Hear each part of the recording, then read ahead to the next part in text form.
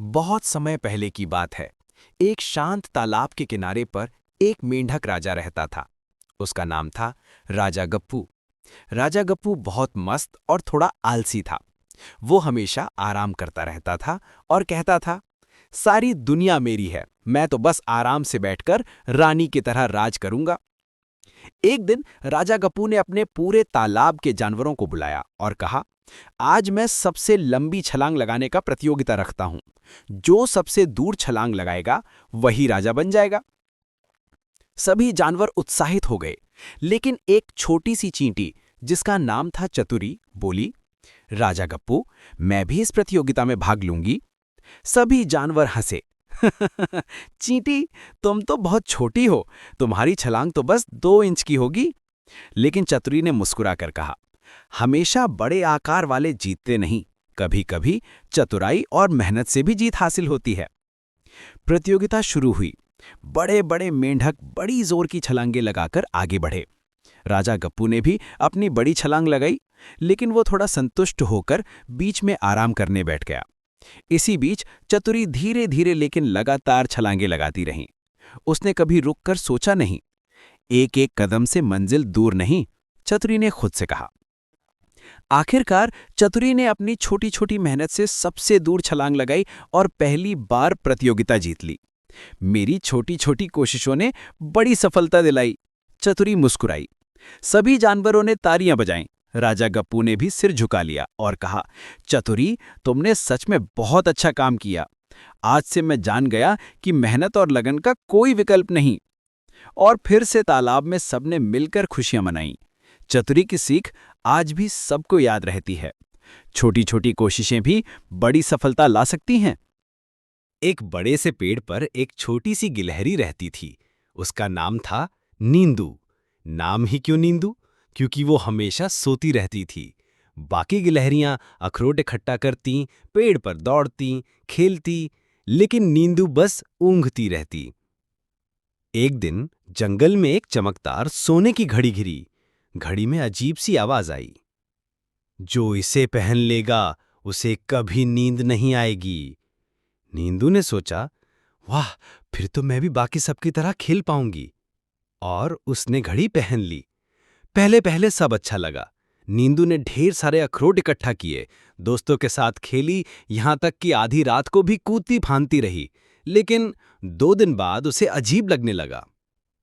उसकी आंखें थक गईं, सिर घूमने लगा। आखिरकार उसने घड़ी उतारी और बोली, मुझे अपनी मीठी नींद ही सबसे प्यारी है। नींदू फिर अपने आरामदायक घोंसले में लौट आई और मीठी सी नींद में खो गई। अब वो खेलती भी थी और आराम भी करती थी। जंगल का राजा शेर बहुत ताकतवर था। उसे लगता था कि कोई उसका कुछ नहीं बिगाड़ सकता। एक दिन शेर पेड़ के नीचे सो रहा था। तभी एक छोटा सा चूहा उसकी पूंछ पर चढ़ गया। शेर गुस्से में गरजा, कौन है जिसने मेरी नींद खराब की? बेचारा चूहा डर गया और बोला, महाराज, माफ कर दीजिए, मैं गलती से आ गया। मैं छोटा हूँ, लेकिन एक दिन मैं आपकी मदद जरूर करूंगा। शेर हंस पड़ा, हा हा हा, तू मेरी मदद करेगा? तू इतना छोटा है, मैं तो एक दहाड़ में तुझे उड़ा सकता हूँ। लेकिन शेर ने दयालु होकर चूहे को छोड़ दिया। कुछ दिनों बाद शेर एक शिकारी के जाल में फंस गया।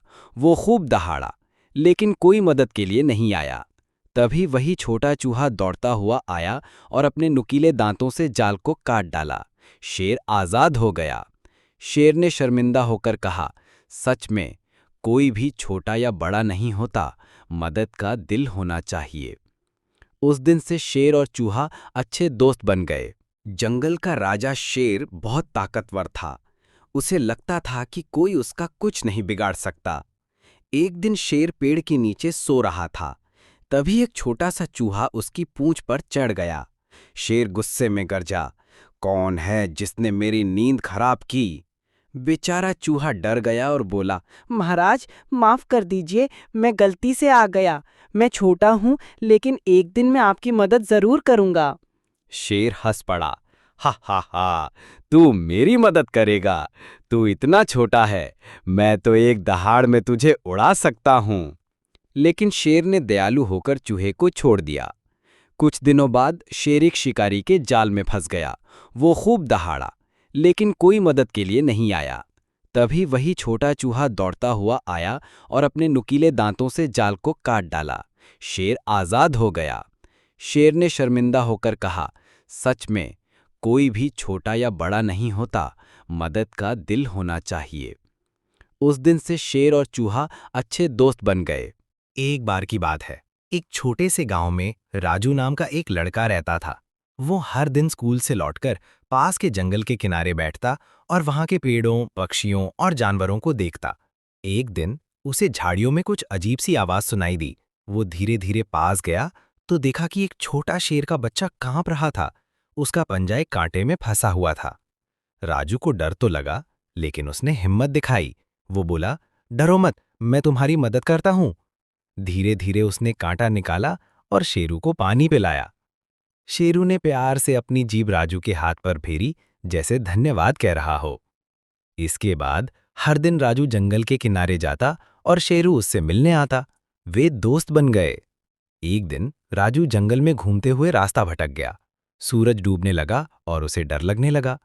तभी झाड़ियों के पीछे से शेरू आया। उसने राजू को सूंघकर रास्ता पहचान लिया और उसे गांव तक छोड़ने आया। राजू ने शेरू के गले लगकर कहा, सच्चा दोस्त वही होता है जो मुसीबत में साथ दे।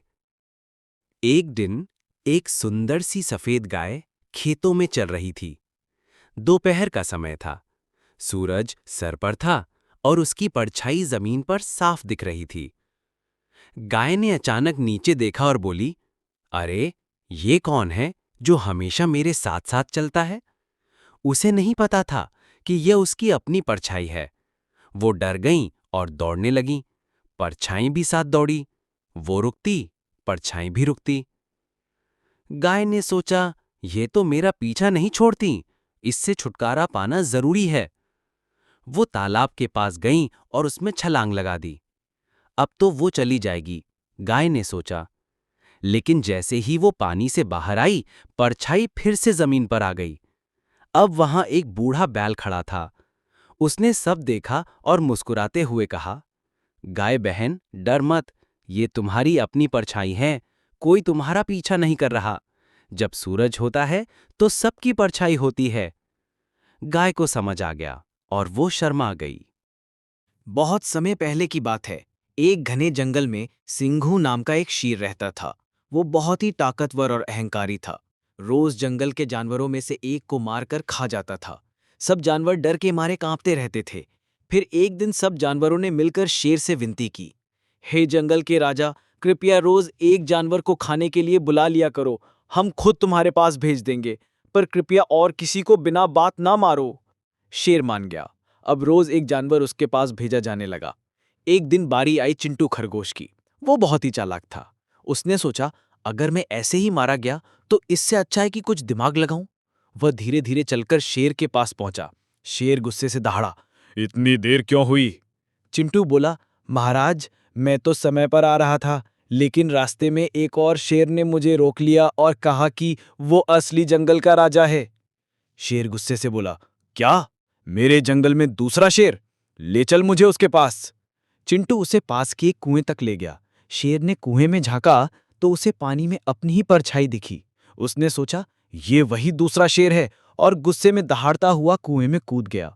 शेर पानी में डूब गया। जंगल के सारे जानवर बहुत खुश हुए और चिंटू खरगोश को सबने मिलकर जंगल का हीरो कहा।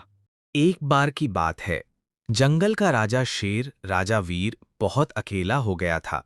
उसे कोई दोस्त नहीं मिलता, क्योंकि सभी जानवर उससे डरते थे।